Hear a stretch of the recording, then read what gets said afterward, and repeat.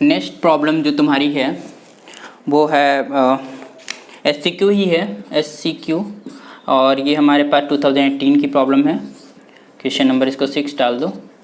अच्छा, इसमें क्या बोला है कि सेट S, कोई एक सेट डिफाइन है S that's your x, y such that x square plus y square is equal to 1/n square. ठीक, जहाँ पर वेयर, यहाँ पर लिख लो where this n is from the set of natural numbers and either x belonging to q or y is belonging to q. Here q is the set of rational numbers and set of natural number is the set of positive integer. Which of the following is true? तो इसमें बताना है कौन सा true है। तो s के बारे में बताना है। s इज अ फाइनाइट और non empty set, s is countable, s is uncountable and s is empty. So देख लेते हैं। अच्छा, एक चीज़ बताइए, वही फंडामेंटल प्रिंसिपल वाला काउंटिंग लगा देते हैं। एक्स स्क्वायर को चूज करने के कितने तरीके हैं?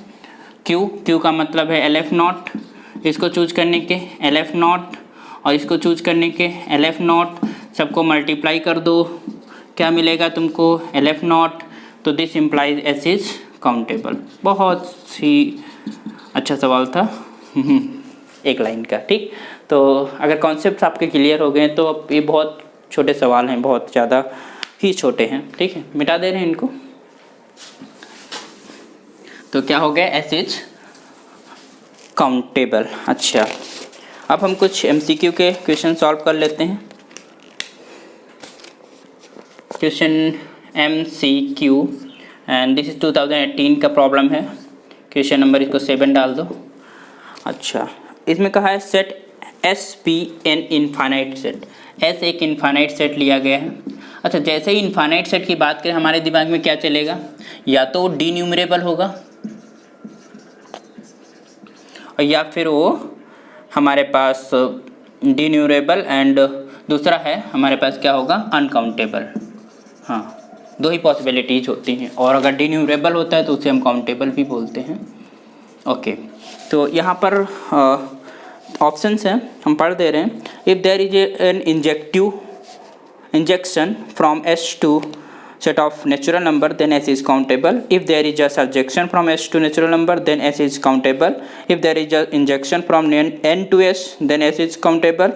If there is a surjection from N to S then S is countable. तो यहाँ पर पहले फंक्शंस की बात की गई है कि S to N पे बात की गई है। ठीक, और इन्होंने कहा है कि अगर यहाँ पर एक इंजेक्शन है ना, हम इंजेक्टिव फंक्शन की बात कर रहे हैं, इंजेक्शन एग्जिस्ट करता है। तो इंजेक्शन एग्जिस्ट तभी करेगा जब cardinality of S is less और equal to the cardinality of set of natural number, तभी इंजेक्शन हमारे पास पॉसिबल होता है, हम लोग पता है। तो कार्डिनलिटी ऑफ S तुम्हारे पास हमेशा इससे छोटी ही रहेगी। इसकी कार्डिनलिटी क्या है? LF0। एक चीज़ हम देख ही चुके हैं कि तुम्हारे पास जो ये S है वो डिन्यूमरेबल होगा, इसका मतलब इसकी भी कार्डिनलिटी क्या होगी? Implies this is cardinality of S is equal to LF0, और LF0 क्या बताता है? काउंटेबिलिटी। तो इसका मतलब पहला वाला ऑप्शन सही। तो this implies in this case first option is option 1 is correct. क्या करेक्ट है? कि अगर इंजेक्शन है फ्रॉम S to N तो हमारे पास जो S होगा वो काउंटेबल ही होगा। ओके, दूसरा है, मान लो ये G मैपिंग हमने डिफाइन की फ्रॉम N to S। अब इन्होंने कहा कि सर्जेक्शन, अच्छा सर्जेक्शन की हम बात की हैं।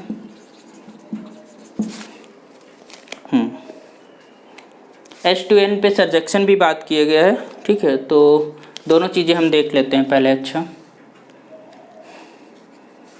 इसको और थोड़ा था, ये भी दूसरा ऑप्शन में कहा है कि अगर हम F from S to N, इसको हम सर्जेक्शन भी पूछा गया इन्होंने, तो इसको हम ज़रा देख लेते हैं। सर्जेक्शन होगा, सर्जेक्शन का पॉसिबिलिटी होती है जब cardinality of S is greater equal to cardinality of S, यही होता है।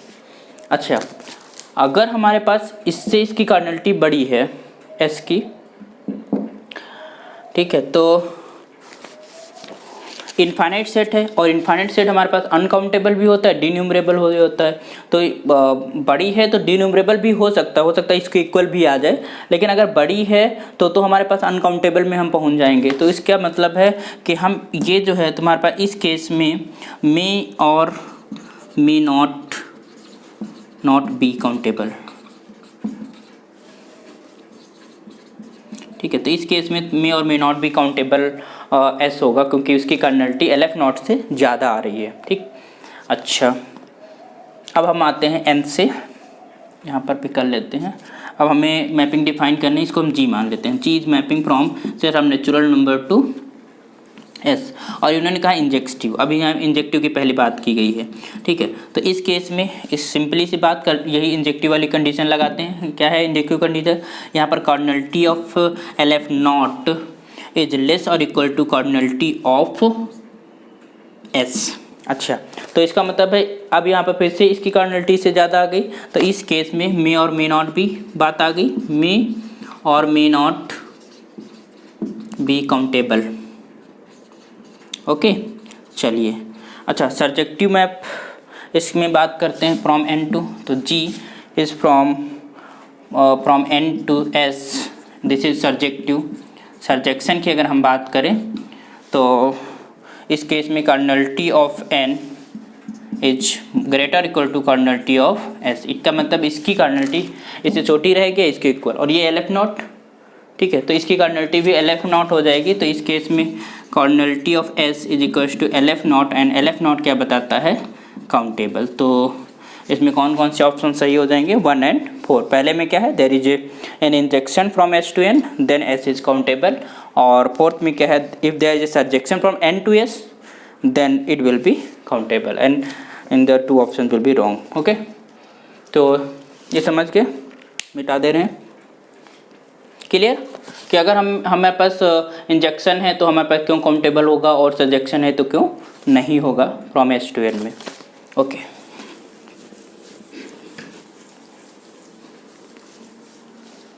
चलिए अभी क्वेश्चन नंबर 8 की हम बात करते हैं। क्वेश्चन नंबर 8, और ये हमारे पास MCQ है। ये CSIR नेट 2018 का सवाल है। ओके, तो बहुत ही इसमें केवल ऑप्शंस हैं। Which of the following sets are uncountable की बात करना है। The set of all functions from set of real number to, तो पहले ही ऑप्शन हम करते हुए चलते हैं। The set of all functions from set of real number to 0, 1, ठीक। तो इसमें फंक्शंस की अगर हम बात करते हैं, इसका मतलब तुम्हें क्या निकालना है? कार्डिनलिटी ऑफ M R यहाँ इधर रखेंगे, 0, 1 जो सेट होगा वो हमारे पास इधर आ जाएगा। इसकी कार्डिनलिटी हम क्या लिखते थे? ये 2 है, और इसकी कार्डिनलिटी ऑफ R हो जाएगी। R की कार्डिनलिटी क्या है? तो 2 की पावर C मतलब अनकाउंटेबल। तो पहला सेट तो अनकाउंटेबल हो गया। दूसरा हमारे पास क्या है? ठीक है, समझ में आ गया कैसे? बिल्कुल हम फार्मूला लगाएंगे जो फंक्शंस का होता है। The set of all function from set of natural number to 0, 1। Okay, तो इसमें भी वही बात आ गई M, और यहाँ पर सेट ऑफ नेचुरल नंबर है N 0, 1 है। इसका मॉड निकालते हैं, दिस इज 2 की पावर LF नॉट, और ABC आता है, C भी अनकाउंटेबल को ही बताता है। ओके, इसमें यही बताना है कि कौन से सेट अनकाउंटेबल है। अच्छा, थर्ड वाला देखते हैं। The set of all finite subset, तो इसको हम PFN ऐसे डिनोट करते हैं, और इसकी कार्डिनलिटी होती है LF नॉट। तो ये तुम्हारे पास क्या हो जाएगा? काउंटेबल। ओके, ये हम डिस्कस कर चुके हैं आपके थ्योरी में कि जितने भी फाइनाइट, अगर हम फाइनाइट सेट्स का कलेक्शन ले लेते हैं किसी भी नेचुरल नंबर के सेट्स का, तो वो हमारे पास उनकी हम काउंटिंग कर सकते हैं, तो वो LF नॉट होता है। ओके, नंबर 4, हमारे पास set of all subsets of n, तो इसका मतलब cardinality of p of n इसकी बात करना है तो 2 की पावर कार्डिनलिटी ऑफ n हो जाएगी, और n का मतलब LF नॉट, तो 2 की power LF not and that will B c। तो ये भी क्या आ गया, अनकाउंटेबल। तो इसमें जो ऑप्शन हमारे पास सही हैं वो कौन कौन से हैं, 1, 2 एंड 4, और ये तुम्हारे पास काउंटेबल आ गया, ये अनकाउंटेबल नहीं है। तो ये MCQ 8 हो गया हमारे पास। अच्छा, और प्रॉब्लम एक करते हैं, MCQ का ही है जो पावर सेट पे बेस्ड है, मिटा दे रहे हैं इसको। बहुत आसान होता है अगर आप कॉन्सेप्ट को समझ जाते हैं और प्रॉब्लम्स को करना, ठीक है। क्वेश्चन नंबर 9, थोड़े से इंक हम, क्वेश्चन नंबर 9, चलिए। तो दिस इज़ MCQ और ये हमारे पास 2016 का प्रॉब्लम है। इन्होंने कहा पावर सेट तो आपको पता ही है, डिफाइंड पहले से आप जानते हैं, such that B the subset of A. तो इसके पावर सेट के बारे में बोलना है, बताया गया है। If A is any set and let P is the power set of this set of all subsets of A, and then which of the following is are true about the power set। तो पहली equation है, this power set of A is equals to 5 for some A। क्या ऐसा possible है? No, power set कभी भी हमारे पास empty नहीं होता, ठीक है। और एम्प्टी नहीं होता अगर हम 5 ए मान लो 5 ही ले लेते तब भी हमारे पास P ऑफ 5 जो है वो सिंगलटन 5 हो जाएगा, ओके। तो इसका मतलब है वो एम्प्टी नहीं होता, तो ये तो ऑप्शन फॉल्स हो गया है ना, इसको हम कह देते हैं फॉल्स। अच्छा, दूसरा जो ऑप्शन है दैट को PA इज अ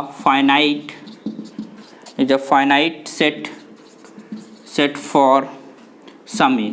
क्या ये फाइनाइट सेट हुआ? हाँ, ए को तुम ले लो, फॉर सम की बात करते हैं, ठीक है। तो अगर हमने मान लो 1, 2, 3 ले लिया, ठीक है, तो cardinality of power set of A अगर हम बात करेंगे तो 2 की पावर 3 दिस इज 8।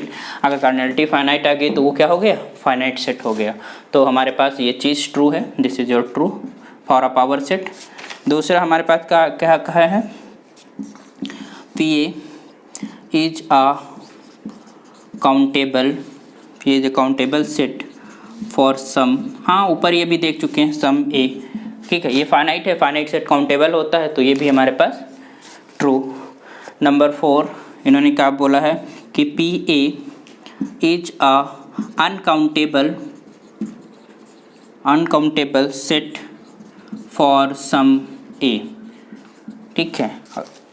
किसी एक के लिए तो सिंपल है, ए बराबर का हम सेट ऑफ नेचुरल नंबर ले ले, मान लो सेट ऑफ नेचुरल नंबर की हम ले ले बात, ठीक है। तो उसका पावर सेट का जो कार्डिनलिटी है वो हो जाएगा 2 की पावर LF नॉट, और LF नॉट क्या होता है, C क्या डिफाइन करेगा, अनकाउंटेबल। हाँ, ऐसे हैं, तो इसका मतलब ये भी तुम्हारे पास ट्रू, ये भी ट्रू हो गया, ओके। तो हमारे पास 1, 3 एंड 4 2, 3 एंड 4 ऑप्शंस क्या हैं, ट्रू हैं, और 1 फॉल्स है, ठीक है।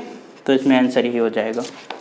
चलिए रब करते हैं और थोड़ी सी प्रॉब्लम 10 को सॉल्व करते हैं। ये क्वेश्चन और है हमारे पास,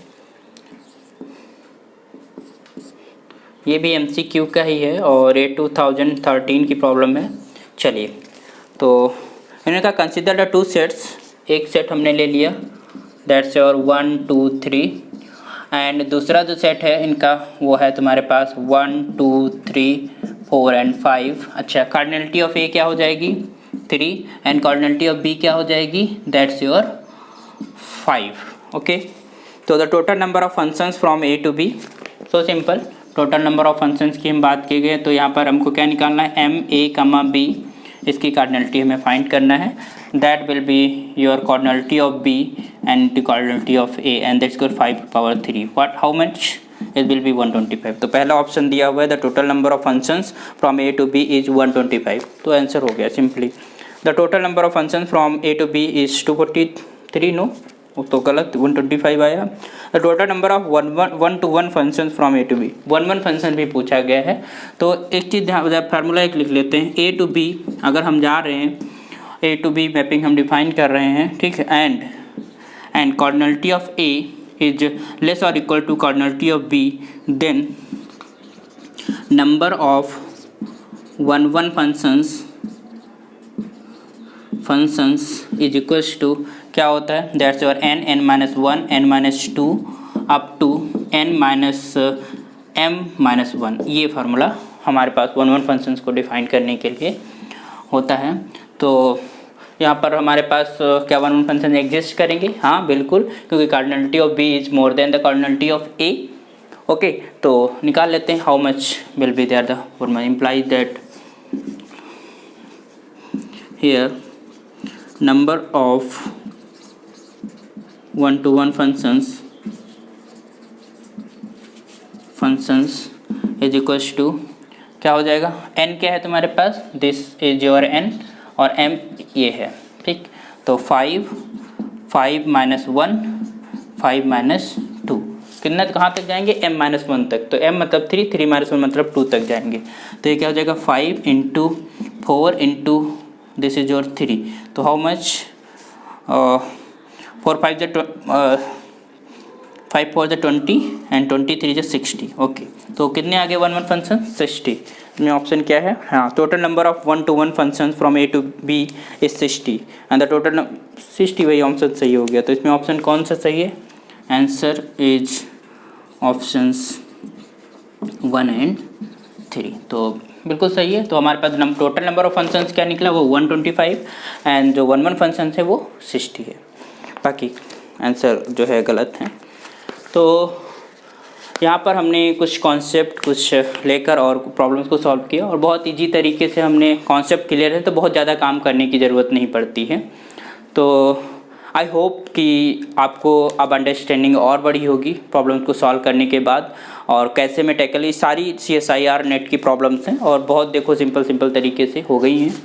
तो जो कॉन्सेप्ट हमने डेवलप किया है अकाउंटेबिलिटी का, वो सफिशिएंट है चीज़ों को करने के लिए। बाकी और भी आप बुक्स में जाके पढ़ो और क्वेश्चंस को प्रॉब्लम करो, प्लस आप प्रॉब्लम्स करते हो। अगर आपकी प्रॉब्लम्स फंसती हैं तो हम अगर सिखा रहे हैं तो मैं अच्छे से सिखाना चाहता हूँ आप लोगों को, और आप अगर हमसे सीख पा रहे हो कुछ तो हमें बहुत ही अच्छा लगेगा, बहुत ही मैं प्लेजर महसूस करूँगा।